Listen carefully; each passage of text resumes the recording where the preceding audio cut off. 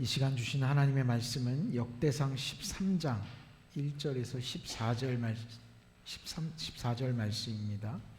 역대상 13장 1절에서 14절 말씀.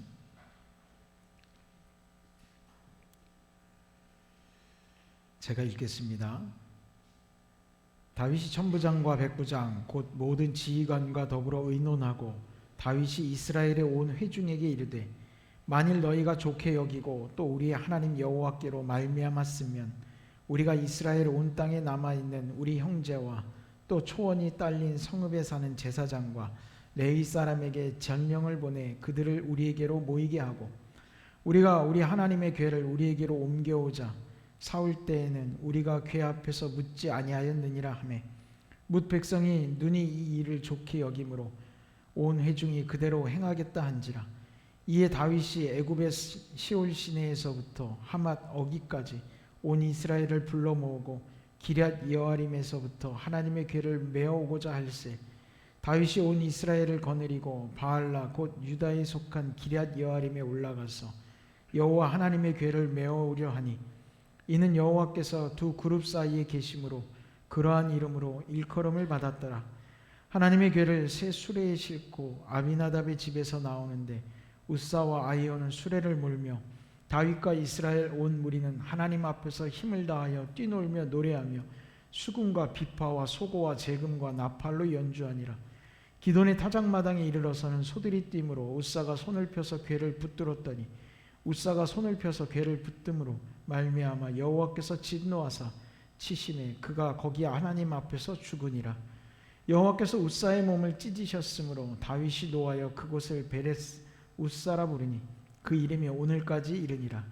그날에 다윗이 하나님을 두려워하여 이르되 내가 어떻게 하나님의 궤를 내 곳으로 오게 하리요 하고 다윗이 궤를 옮겨 자기가 있는 다윗성으로 메어드리지 못하고 그 대신 가드 사람 오베데돔의 집으로 메어가니라. 하나님의 궤가 오베데돔의 집에서 그의 가족과 함께 석 달을 있으니라. 여호와께서 오베데돔의 집과 그의 모든 소유에 복을 내리셨더라. 아멘. 할렐루야. 하나님의 은혜가 충만하시길 축원합니다. 소리가 조금 울리는 것 같죠? 조금만 좀 잡아줄 수 있으면 감사하겠습니다. 여러분 혹시 제가 예전에 본 영화인데 영화 넘버 3라는 영화 아십니까? 조폭들 나오는 얘기라고 좀 흉흉한 얘기긴 한데 그 넘버 3에 보면 그 한석규가 나오는데 한석규가 자기 부인하고 이야기하면서 그런 얘기를 해요.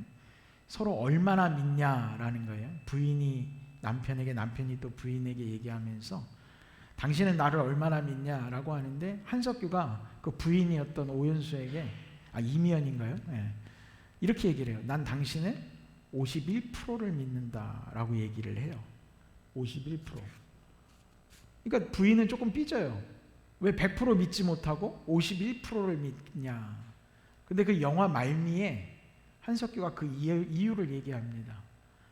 나는 51%를 믿는 거는 전부를 믿는 거다.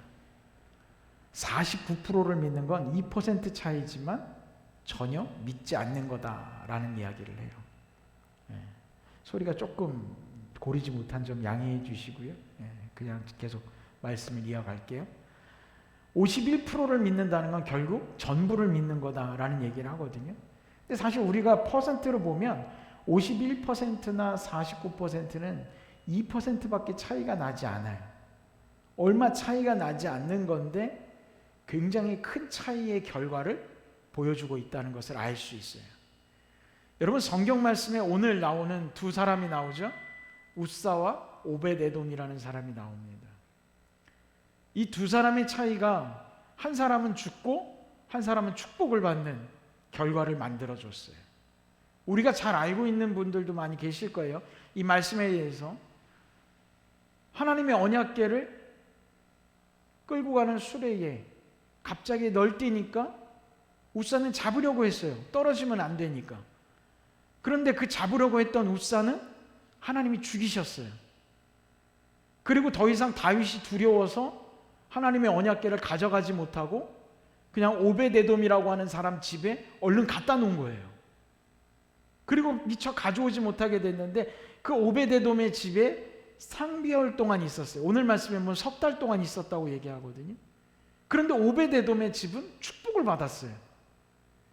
오늘 말씀에 나오지 않지만 제가 한 가지 더 말씀드릴까요? 이 웃사는 아비나답의 아들이었어요. 아비나답의 집에 언약궤가 있었거든요. 아비나답의 집에만 있었던 시간이 20년이 넘어요. 언약궤가. 왜 언약궤가 거기 있습니까? 라고 이야기하면 전쟁통에 뺏긴 거예요. 블레셋 사람들한테. 그래서 70년 동안이나 이스라엘 백성들이 언약궤를 가져오지 못하고 있었어요. 그런데 언약궤를 가져오지 못하는 이유도 언약궤가 머무는 곳마다 쉽게 얘기하면 저주가 일어나요. 언약궤의 저주라고. 제가 영화 한 편 또 얘기해 볼까요? 여러분들이 보셨는지 모르겠지만 좀 연차가 있는 분들은 알아요. 여기 있는 분들은 다 알 것 같아요. 인디아나 존스라는 영화가 있어요. 그 1편에 레이더스라고 하는 영화가 있는데 그 레이더스가 뭐냐면 인디아나 존스가 언약궤를 찾아가는 장면이에요. 근데 언약궤 안에 뭐가 들었는지 궁금하다 다 열어봐요. 언약궤를 찾아서 열어보자 그러고 열었는데 그 열어서 본 사람들은 다 죽었어요. 웃사처럼. 근데 인디아나 존스는 열었을 때 눈을 감아서 보지 않았어요. 그래서 영화에선 살아요. 그 언약궤가 그 영화에도 보면 언약궤의 저주란 얘기가 나오는데 그만큼 언약궤는 하나님의 말씀이 들어있음에도 불구하고 저주라는 단어가 같이 이렇게 따라 붙어 다녔단 말이에요. 그래서 아비나답의 집에 20년 동안 있는 동안에도 그 가족들도 언약궤에 대한 부담감이 있었어요. 이거 좀 빨리 가져갔으면 좋겠다. 그런 마음이 있지 않았을까? 성경에는 없지만 전 그렇게 생각을 해요. 왜? 그냥 방치하고 있는 거거든요. 만지지도 않고 어떻게 하지도 않고. 그걸 다윗이 가져간다고 했으니 아비나답의 집 입장에서는요, 제가 개인적으로 생각할 땐 좋았을 것 같아요. 아, 저거 그냥 가져가니까 다행이다. 빨리 가져가라고 그래라. 잘 가져가라고 그래라. 그래서 아들 웃사가 이제 에스코트 하면서 가는 거란 말이에요. 그런데 오베데돔의 집에는 3개월밖에 안 있었어요. 그런데 보세요. 20년 동안이나 언약궤를 지켰던 웃사는 짧은 한순간에 죽음을 맞이했고 고작 석 달 동안 보관하고 있었던 오베데돔은 축복을 누렸어요. 여러분, 믿지 않는 사람들에게 이 이야기를 하면 도통 이해할 수 없는 하나님의 섭리를 발견할 수 있는 거예요. 믿지 않는 사람뿐만 아니라 저조차도 사실은 이해하기 어려워요. 여러분, 그렇잖아요? 바꿔 얘기해 볼까요? 이걸 현실로 바꿔서 얘기해 볼까요? 교회 안에 20년 동안 충성 봉사한 성도가 있어요. 20년 동안. 그런데 20년 동안 충성 봉사한 성도를 목사가, 저 말고요, 예를 드는 거예요. 목사가 알아주지 않고 무시하기 시작했어요. 그리고 고작 교회 나온 지 석 달밖에 안 되는 성도, 그 사람을 쉽게 얘기해서 이뻐하기 시작했어요. 우리 교회는 오랫동안 신앙생활 하신 분들이 많아요. 그죠? 자, 어떤 일이 일어날까요? 굳이 입으로 얘기하지 않아도 그냥 짐작된 상황이 벌어질 것 같죠. 여러분, 이게 남의 얘기하기인 것 같지만 사실 이렇게 얘기하면 우리 얘기란 말이에요. 웃사의 집에 20년 동안 언약궤는 보관되어 있었고 고작 오베데돔의 집에는 석 달이 있었어요. 그런데 왜 웃사는 죽었고 오베데돔은 축복을 누렸느냐는 거예요. 이해되십니까? 이해 안 돼요, 솔직히. 이해가 되지 않아야 정상인 거예요, 이거. 그럼 이건 우리가 어떻게 받아들여야 되느냐? 이해로 받아들일 문제가 아니라 하나님의 섭리에 대해서 우리는 겸허해져야지 돼요. 우리가 알 수 없는 하나님의 섭리. 여러분, 우리는 살아가면서 우리가 알 수 없는 이 하나님의 섭리처럼 우리는 오늘 말씀의 제목이 뭐예요? 믿음의 경계에 서 있어요. 우리는 늘 그 믿음의 경계에 서 있다는 거죠. 그래요. 율법적으로 풀어보면 이해가 갈 수 있어요. 언약궤는 만지면 안 된대요. 언약궤는 소 달구지로 끌고 가면 안 돼요. 레위 사람이 어깨에 메고 걸어가야 돼요. 언약궤는 절대로 수레에 실으면 안 된다는 율법 규정이 있어요. 그 율법 규정을 어겼기 때문에 웃사가 죽은 거예요. 그렇게 이해하면 좋겠습니다. 이론적으로 설명해요. 그래도 저는 이해가 안 된다고 생각해요.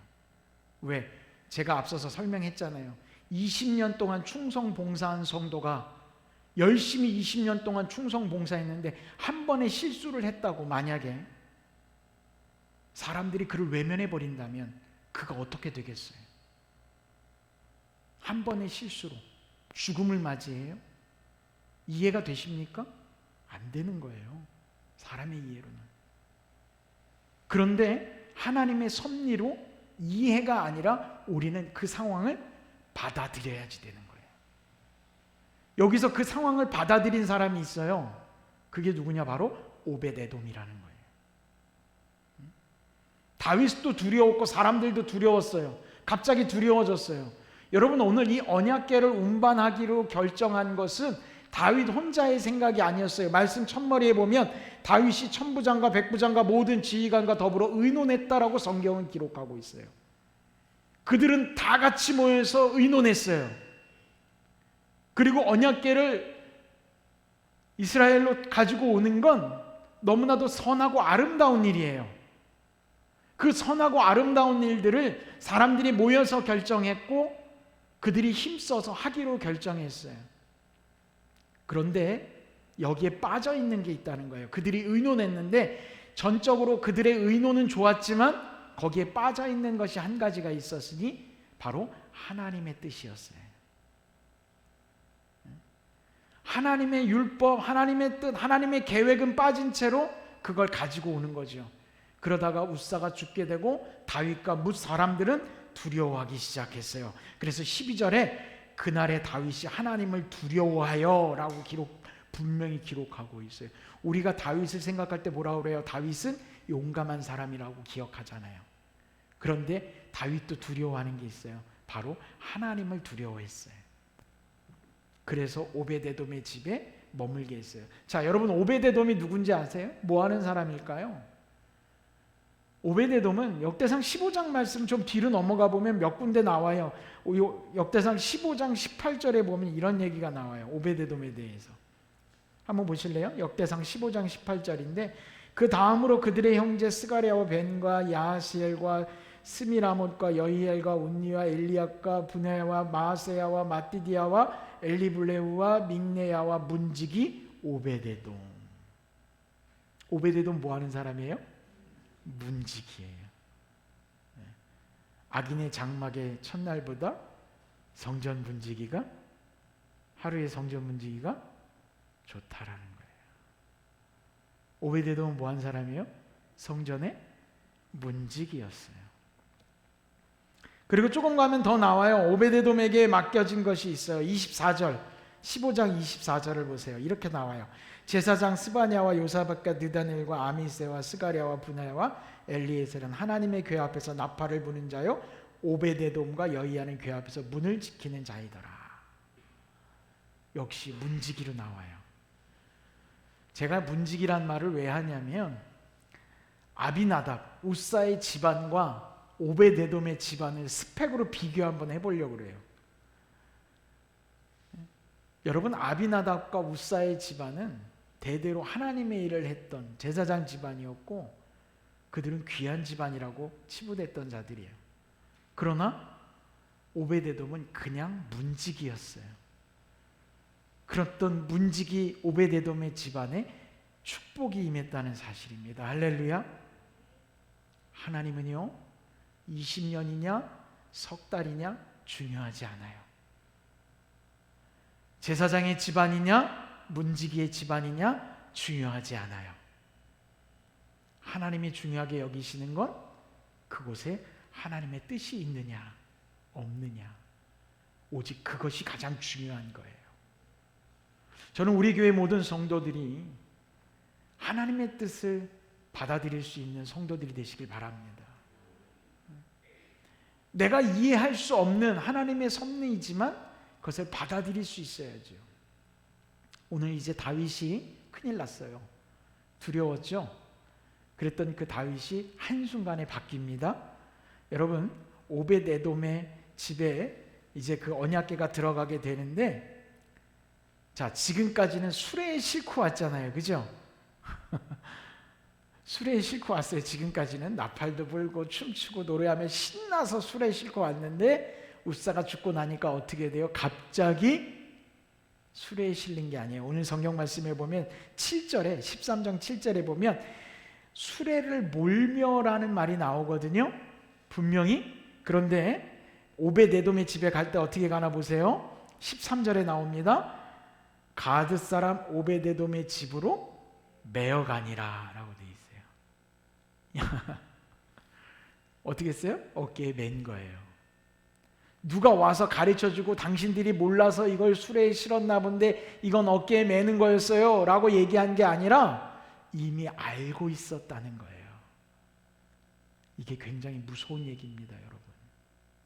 우리는, 저와 여러분은 이미 하나님의 뜻을 알고 있어요.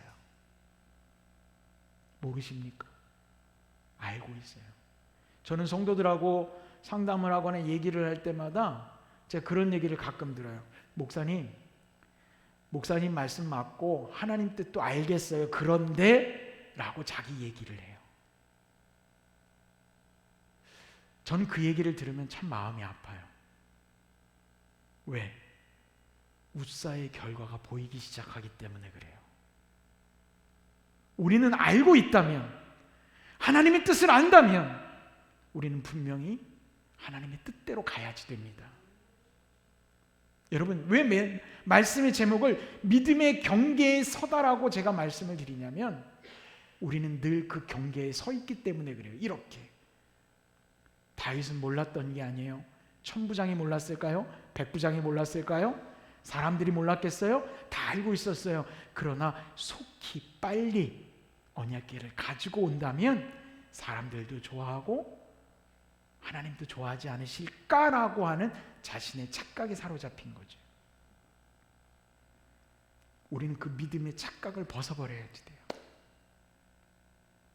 제가 예전에 다른 데서 목회할 때 어떤 분은 이제 신방을 갔는데 여자분만 이렇게 신앙생활을 하시는데 남편분이 교회를 안 나오세요. 제가 여쭤봤어요. 왜 교회를 발걸음하지 않으세요? 그랬더니 아파트 경비를 서시던 분이었어요.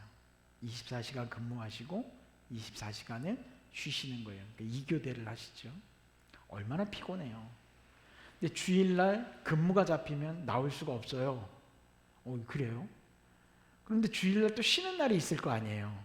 제가 여쭤봤어요. 그럼 쉬는 날이라도 오시면 안 될까요? 그랬더니 그분 하신 말씀이, 목사님 아침 9시인가에 교대가 된다는 거예요. 8시인가 9시요. 아침에.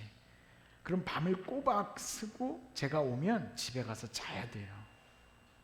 그 시간에 교회는 갈 수 있지만 교회 가면 앉아서 내내 졸다 올 거예요. 내내 졸다 올 거예요. 하나님 앞에 조는 모습 보이고 싶지 않아요. 그래서 갈 수가 없어요. 얘기하시더라고요. 그럴싸한 것 같은데? 자, 여러분의 생각을 묻고 싶진 않아요. 자, 하나님이시라면 어떠실까라는 거예요. 그러니까 제가 그분에게 그랬어요. 성도님, 하나님은 오셔서 졸더라도 하나님은 당신을 만나고 싶어 하시지 않을까요? 라고 얘기한 적이 있어요. 여러분, 우리는 우리의 생각으로 하나님을 판단하는 습관이 있어요. 오늘 다윗과 백부장, 천부장들이 그렇게 언약궤를 가지고 온 거죠. 빨리 가지고 오면 뭔가 좋지 않겠느냐는 거예요. 그래서 13장 4절에 보면 이렇게 나옵니다. 뭇 백성의 눈이 이 일을 좋게 여김으로 온 회중이 그대로 행하겠다 한지라. 사람들이 다 좋게 여긴 거예요. 그런데 누구 하나가, 한 사람이라고 할 수 없으니까 누구 한 분이 좋게 여기지 않았던 거예요? 하나님. 사랑하는 성도 여러분, 우리는 늘 웃사와 오벳에돔의 사이에서 고민합니다. 갈등합니다. 그리고 우리의 삶에서 축복을 꿈꿉니다. 20년이나 있었던 아미나답과 우사의 집안에 임하지 않았던 축복이 바로 오베데돔의 집에 임했다는 사실을 우리는 눈여겨봐야 됩니다. 여러분들의 가정에 축복이 임하기를 간절히 축원합니다. 성경에 보면 이런 말이 나옵니다. 먼저 된 자가 나중되고 나중된 자가 먼저 된다. 여러분, 그 말씀은 어떤 것을 의미하겠습니까? 결국 하나님께서 우리를 판단하실 때는 제가 말씀드렸죠. 가정의 어떤 스펙, 믿음의 스펙, 시간 중요하지 않아요. 지금이 중요합니다. 지금 내 모습이 어떠냐는 거예요. 여러분, 어떤 사람이 그런 말을 해요. 제가 일전에 말씀드렸죠. 천국과 지옥을 갔다 온 사람이 있어요. 그럼 그 사람은 뭐라고 그랬어요? 가짜라고 그랬어요. 네. 그런데 저는 이런 마음을 가졌어요. 하나님 앞에 내가 하나님을 뵈러 갔을 때 과거에 내가 무엇을 했는지는 중요하지 않지 않을까. 지금 내가 어떤 모습으로 하나님 앞에 갔는가가 중요하지 않겠는가라는 거예요. 한 2주 전에 제가 이제 속초에서 있을 때 한 장로님이 계셨는데 참 유쾌한 장로님이셨어요. 그 장로님은 이렇게 일을 하실 때 늘 작업복 차림으로 트럭을 운전하고 다니셨는데 주중에 이제 교회에 제가 있으면 교회 오셔서 맨날 호탕하게 웃으시면서 늘 유쾌의 아이콘이었어요. 그 장로님이 암에 걸리셨다는 소식을 듣긴 했는데 한 2주 전에 돌아가셔서 장례를 치렀습니다 라고 하는 어떤 한 분의 연락을 받았어요. 그래서 조금 일찍 알았으면 그 부인 권사님과 가족에게 인사를 할 수 있었을 텐데 좀 아쉬운 마음이 들었는데 그 부인 권사님이 저에게 문자를 주셨어요. 나중에 제가 인사를 드렸더니 그 문자의 내용 중에 그런 말이 있었어요. 장로님이 돌아가시기 전에 암에 걸리시기 전부터 그런 말씀을 하셨대요. 내가 세상 떠날 날을 알 수만 있다면 정말 좋겠다. 왜? 자신의 마지막을 하나님 보시기 아름다운 모습으로 준비할 수 있을 테니까. 늘 그게 소망이셨다는 거예요. 그러더니 하나님 부르실 때도 그 며칠 전에 이제 내가 곧 하나님께 갈 것 같다. 하나님이 나를 부르신다는 꿈을 꿨다고 부인 권사님께 이 말씀을 하시더래요. 그러면 부인에게 그러셨대요. 나 이제 곧 갈 텐데 잘 지내라고, 믿음 잘 지키라고. 그러고서 한 2, 3일 뒤에 돌아가셨다는 거예요. 그러면서 끝까지 장로가 세상을 떠나는데 아름다운 모습으로 하나님께 가야 되지 않겠어? 그러면서 끝까지 찬양하시고 기도 가운데 믿음 지키며 하늘나라 가셨다는 거예요. 그 이야기를 저에게 전해주셨는데 제게 은혜가 너무나도 넘쳤어요. 그래, 과거의 어떤 모습으로 공적으로 하나님께 가서 칭찬받는 자가 아니라 지금 마지막까지 내 모습이 하나님 보시기 아름다운 모습이어야 하지 않을까. 오늘 내가 마지막의 모습이라면 이 마지막 모습이 예수님과 함께 십자가에 달렸던 강도의 모습이기를, 주님께 내 영혼을 의탁했던 그 강도가 되어야 되는 것이 우리의 가야 될 길이 아니겠는가, 그렇게 생각이 되었어요. 저는 오늘 이 말씀을 준비하면서 단순히 축복을 받기 위해 오베데돔의 모습을 우리가 가짜라고 이야기하고 싶지 않아요. 우리는 날마다 오늘이 마지막인 것처럼, 그리고 날마다 주님 앞에 부르심을 받는 자의 모습인 것처럼 하나님의 뜻을 외면하지 않는 자가 되어야 될 줄로 믿습니다. 20년이 언약궤가 있었으면 뭐랍니까? 다윗이 백성들과 의논해서 아무리 좋은 쪽으로 생각해서 일을 진행했으면 뭐랍니까? 하나님의 뜻이 없다면 그건 껍데기입니다. 그건 의미가 없습니다. 과거의 나의 삶이 아무리 화려했어도, 나의 믿음이 아무리 열정적이고 뜨거웠어도 오늘의 내 믿음이 식어 있다면, 오늘의 내 믿음이 하나님을 외면하고 있다면 그조차도 의미가 없습니다. 여러분, 오늘 내가 성전의 문지기로 살고 있는 자라 할지라도 하나님의 은혜를 사모하며 살아갈 수 있기를 바랍니다. 하나님의 뜻을 내 삶의 중심으로 모실 수 있기를 바랍니다. 그게 바로 우리 개성교회 모든 성도들 되시기를 주의 이름으로 축원합니다. 기도하겠습니다. 하나님, 인생의 결과는 우리가 알 수 없습니다. 우리의 내일도 알 수 없고 우리의 과정도 준비된 그 모든 것들을 알 수 없습니다. 그러나 하나님의 은혜가 우리에게 있음을, 하나님의 섭리가, 하나님의 뜻이 분명함을 우리는 압니다. 주님, 우리가 알고 있는 그 하나님의 뜻을 우리가 외면하지 않기를 원하고 주님의 뜻을 감당하기를 원합니다. 오늘 이 시간 우리들의 마음 가운데 또한 우리들의 삶 가운데 주님의 뜻을 감당하는 오베데돔의 믿음의 마음을 허락하여 주옵소서. 우리가 주님 부르시는 그날까지 믿음이 흔들리지 않고 주님이 기뻐하실 수 있는 그 믿음으로 아버지 날마다 승리하길 원합니다. 세상과 하나님 나라의 경계에 서서 우리가 어디를 보아야 할지 분명히 알고 있사오니 바라볼 곳을 바라보게 하시고 돌아설 곳에 돌아서게 하여 주옵소서. 예수님의 이름으로 기도드렸습니다. 아멘.